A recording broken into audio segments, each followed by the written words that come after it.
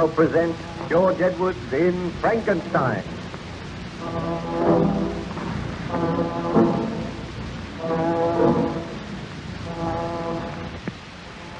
The good ship Voyager had been on a journey of exploration towards the North Pole. He was homeward bound, but unfortunately, the icy grip of the northern winter closed in, and the Voyager was surrounded by great blocks of solid ice. Her captain and crew were prepared for a weary wait before the thaw set in, and they could continue their journey home. Shortly after noon, Captain Walton and his first mate, Mr. Boyd, were standing on the deck of the Voyager. They looked out across the icy waste.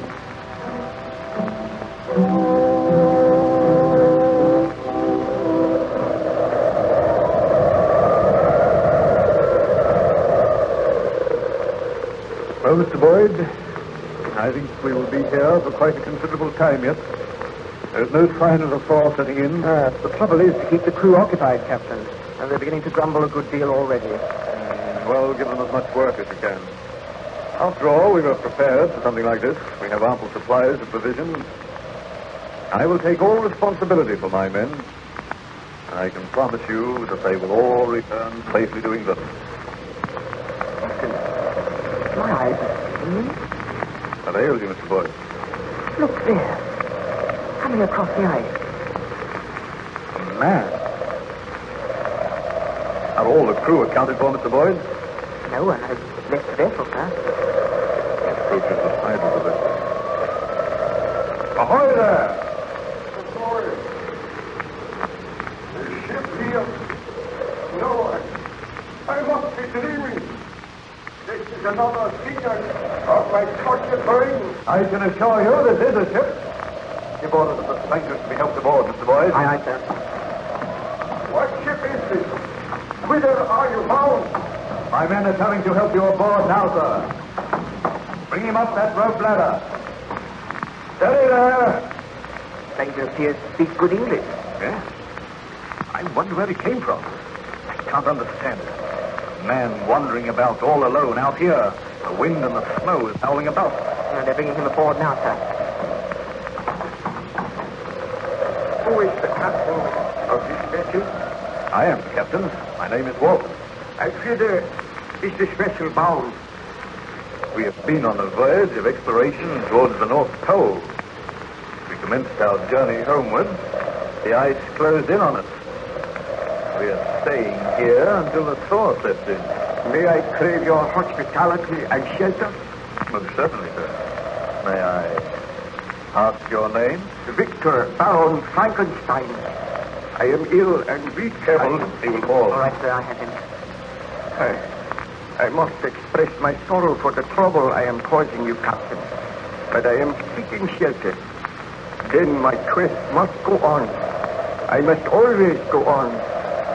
I cannot die till I find that evil, that demon, which I unloosed upon the world. You speak strange words, sir. Forgive me. If I can but crave your kindness, some food, and I will... Mr. Boyd, take Baron Frankenstein below to my cabin. See that he is made comfortable there. Give him food and drink. Let the ship's surgeon attend to him. You are giving him your cabin, sir? Why not? You had my orders. Have a hammock slung for me in the cabin. Aye, aye, sir.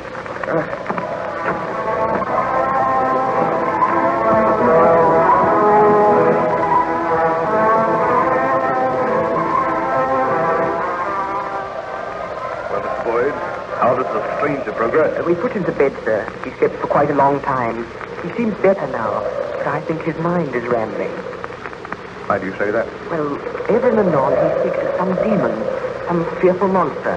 He peers through the porthole. We had to use force on one occasion to persuade him to return to his bed. Strange. Perhaps his wanderings have deranged his mind. Do you think it is safe to leave him without a guard? Do you think we should take the precaution of locking your daughter? He appears to be a gentleman. No doubt he has a strange story to tell. Has he mentioned anything which might supply a key to this mystery? Or why he was wandering about here in these icy wastes? said that he was searching for an evil spirit, for a destroyer, a taker of human life. There's something about the man which makes me afraid, sir. Oh, boy, the man can do you no harm. I will go down and speak with him myself. Do you wish me to accompany you, Captain? No, I will go alone. But should he become violent? Oh, the man is weak and ill. How can he become violent? He struggled with us when we dragged him away from the porthole. He says he must be watching, forever watching. Poor devil. I will try to persuade him to tell me his story. Wait here on deck, Boyd. I will send for you if I need you.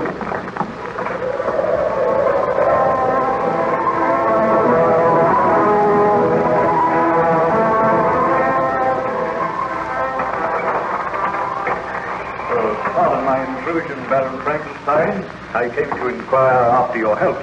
Why was I locked in this cabin? Why are you keeping me a prisoner? I am considering your own safety. Considering my own safety? I tell you, sir, my life means nothing to me. I wish to repair the great wrong which I have done. My friends, my family, they have all been murdered. And I am the murderer. You know not what you say. Look on me, Captain. You are looking on a man who unleashed a horror on this world. A man who was responsible for the murder of his beloved wife, his best friend, for the murder of little children. Are you a fugitive from justice? I am not a fugitive. I have been punished because I tried to usurp the rights of God. Now I seek to repair the wrong which I did. I do not understand you. Bid your sailors keep a close watch. Somewhere in these white wastes, somewhere near here, there is a monster, a creature who delights in taking human life. None of you is safe. Your wandering and your hardships have caused you to imagine these things. No, I swear it is the truth. Near this vessel, I saw a giant footprint in the snow. It must have been the footstep of the monster which I created. Would you like to tell me something of your story? Captain Vulcan, I do not know if you will believe my story when I tell it to you. Perhaps you may have proof. Perhaps someday you will look upon this monster. May heaven grant that you do not. If it will help you to tell me about it, Baron Frankenstein, I assure you I will make a ready listener. Be seated, Captain. I have told you that my name is Baron Victor Frankenstein. I was born in Geneva, and my family is one of the most distinguished in that republic. My father had filled several public situations with honor and reputation. He was respected by all who knew him for his integrity. So you can see, sir, that I grew up in the most ideal surroundings. When I was 17, my parents sent me to the University of Ingolstadt, and there I became interested in science. During my attendance at the university, my beloved mother died. I returned home for a brief while, and whilst at home I fell deeply in love with my cousin Elizabeth, and I determined to marry her as soon as my course at the university had been completed. I returned to Ingolstadt and continued with my studies. I read deeply, and gradually a most dreadful thought occurred to me.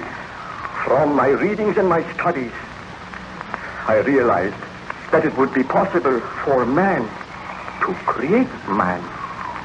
I became aware of the tremendous power of electricity. I was caught once in a terrific thunderstorm. I observed how the lightning had split an oak tree in half. And the knowledge came to me that just as electricity can destroy life, so can it create. Then and there, my horrible resolve was born. I vowed that I would not rest until I had created a man. This seems incredible, Baron Frankenstein. Oh, it may seem incredible to one who is not acquainted with science, but I studied and experimented, and when I retired from the university, I begged my father to build me a laboratory near our old home. He agreed to do this, and then I took into my confidence an old family servant called Julio. The man was crippled, but he had a keen and agile brain, and he was interested in my experiments. For months we worked. I intended to create a creature who would be both strong, good to look upon, and noble. Are you speaking the truth, Baron Frankenstein? I swear that I speak the truth. Did you succeed with this monstrous project? I swear a holy oath that I succeeded. I created a man. I usurped the rights of God. Did I say I created a man? That is not the truth. I created a monster. A monster? Why, you might well shudder, Captain Walton. I will tell you the story of the creation of this monster. I will tell you why you found me wandering about the White Waste. How did you get here? I chartered a ship. I paid a crew. We were wrecked upon an iceberg and all perished save one person. I was the miserable person who lived on because I had to live. I cannot die until I have destroyed that which I have created. But if you created this monster in Geneva, what is it doing here out in the White Waste of the North? Oh, I'm tired, my friend. The story is too dreadful and horrible. Let me regain my strength so that I may complete my work. What I have created must be destroyed. Oh, my poor fellow. I assure you that we will give you every care and attention. Still you do not believe me.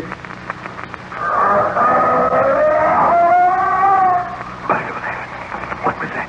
The monster, it is here, aboard the vessel. That was the most ghastly laugh I have ever heard. Open the door. Let me complete my work now. Did you hear that? Stand aside. No, we shall not open this door. Mr. Boyd! Mr. Boyd! Come back at once and bring a pistol with you!